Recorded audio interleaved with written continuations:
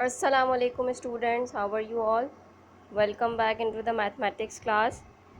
Today we are continuing our previous week chapter number 10, fundamentals of geometry. In the last week we had covered what are angles, what are the types of angles, the combinations like adjacent, complementary, supplementary angles, and we had completed exercise 10.1. Today our new topic is vertically opposite angles. When two lines intersect each other at a point, angles that are formed opposite to each other are called vertically opposite angles. जैसे अगर आप ये figure देखो, observe करो इस figure को, तो इसमें ये दो लाइंस हैं. पहली लाइन ये है और दूसरी लाइन आपकी ये है. ठीक है, इन लाइंस ये आपस में इंटरसेक्ट कर रही हैं. इंटरसेक्ट के मीनिंग मैंने आपको प्रीवियस लेक्चर में बताए थे. इंटरसेक्शन का मतलब ये होता है कि दो लाइंस आपस में एक दूसरे को किसी ना किसी पॉइंट पे मीट कर रही हैं. ठीक है, जैसे अगर हम इसकी बात करें तो ये दोनों इस पॉइंट पे आके मीट अप हो रही हैं, तो यानी ये इंटरसेक्शन परफॉर्म कर रही हैं.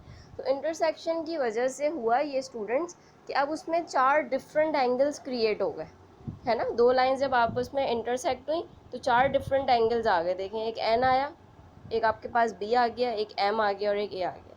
ये नेम्स तो हम जो भी मतलब अपने उससे रखना चाहें, ठीक है. ये नेम्स इसके कोई फिक्स नहीं है, मतलब हम कोई भी उसको अल्फ़ाबेट से या उससे प्रेजेंट कर सकते हैं. ठीक, तो यहाँ पे जो चार एंगल्स क्रिएट हुए हैं, अब वो ये कह रहे हैं कि इनमें जो अपोजिट साइड्स पे जो एंगल बने हुए हैं, जैसे अगर मैं इस फिगर को ऑब्जर्व करूँ तो आप देखिएगा एन और एम एक दूसरे के अपोजिट है ना. अपोजिट मीन्स कि बिल्कुल आमने सामने बने हुए, है ना. और यहाँ पे बी और ए भी क्या है, एक दूसरे के अपोजिट हैं. So they are known as vertically opposite angles. ठीक, और ये क्या होते हैं, ये सेम होते हैं आपस में. जैसे अगर इस फिगर में एम और एन अपोजिट्स हैं तो हम ये कह सकते हैं कि angle M is equals to angle N. यानी जितनी वैल्यू एम की होगी, लेट सपोज एंगल एम जो है वो आपका 50 डिग्री है, ठीक है, तो एंगल एन भी 50 ही डिग्री होगा. सही, इसी तरह से बी, एंगल बी और एंगल ए भी क्या है, अपोजिट डायरेक्शन में है एक दूसरे से. So they are also the equal angles.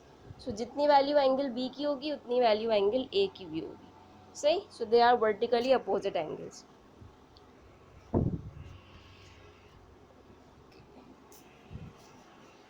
The next concept, angles at a point.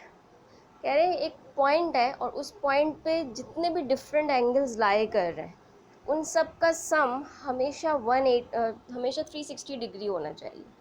Let suppose जो आपके पास यहाँ पे फिगर मौजूद है, इस फिगर में आप देखिए बहुत सारे एंगल्स हैं आपके पास. 75 है, 135 है, 85 है, 65 है. पर ये एंगल्स की जो कंपोजिशन है, ये एंगल्स जो अरेंज हुए हैं ये with respect to single point arrange हुए हैं. ये दिख रहा है आपको, ये जो ऑरेंज शेड हुआ हुआ है ये आपका एक सिंगल पॉइंट है. इस पॉइंट के अराउंड ये सारे एंगल्स फॉर्म हो रहे हैं. ठीक है, तो जब भी किसी एक पॉइंट के अराउंड इस तरह से एंगल्स फॉर्म हो कि वो हर डायरेक्शन में स्प्रेड हुए हैं. ठीक है, जैसे अगर आप इसकी डायरेक्शन देखो, ये 75 इधर बन रहा है, 135 इधर बन रहा है, इधर 85 बन रहा है, इस तरह से. तो ये हर डायरेक्शन में स्प्रेड हुए हुए और इनका एक कॉमन पॉइंट है. तो ऐसे एंगल्स का सम कितना होना चाहिए, 360 डिग्री होना चाहिए. Right. Next concept, angles on a straight line. अच्छा, स्ट्रेट लाइन पे जो भी एंगल्स फॉर्म होते हैं उनका सम 180 डिग्री होना चाहिए. जैसे अगर हम इस फिगर को ऑब्जर्व करें, so here it is the straight line. सही. अच्छा, अब पॉइंट तो देखो इधर भी है ना स्टूडेंट, ये देखें, ये इसका एक कॉमन पॉइंट है. पॉइंट तो प्रीवियस केस में भी था और इस केस में भी है. ठीक है, पर ये इस लाइन से नीचे कोई एंगल्स नहीं बन रहे हैं यहाँ पे, ऐसा नहीं हो रहा. जैसे प्रीवियस केस में तो हर साइड पे कोई ना कोई एंगल क्रिएट हो रहा था ना चारों तरफ, पर यहाँ पे सिर्फ एक लाइन के अंदर अंदर एंगल्स बन रहे हैं. तो जब भी हमारे पास कोई ऐसा केस आएगा जिसमें लाइन में डिफरेंट एंगल्स बन रहे होंगे तो उनका सम 180 डिग्री होना चाहिए. सही, so they are known as angles on a straight line.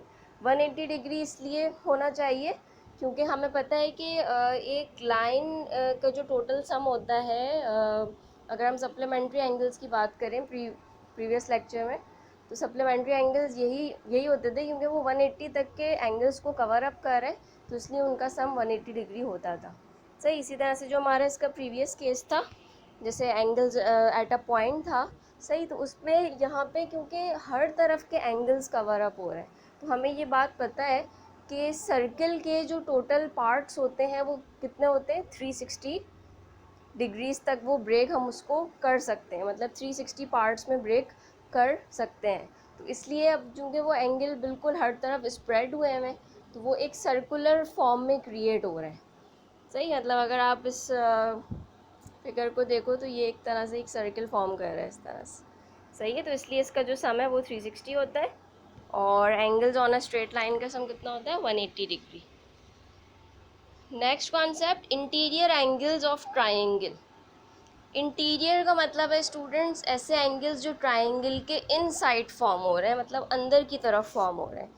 जैसे अगर ये जो आपके पास फिगर है, इस फिगर में 109 is an interior angle of this triangle. Similarly, 23 is also the interior angle and 48 is also the interior angle. तो जो एंगल्स ट्राइंगल के इनसाइड फॉर्म हुए हुए होते हैं, अंदर की साइड फॉर्म हुए हुए होते हैं, उनको हम कहते हैं इंटीरियर एंगल्स।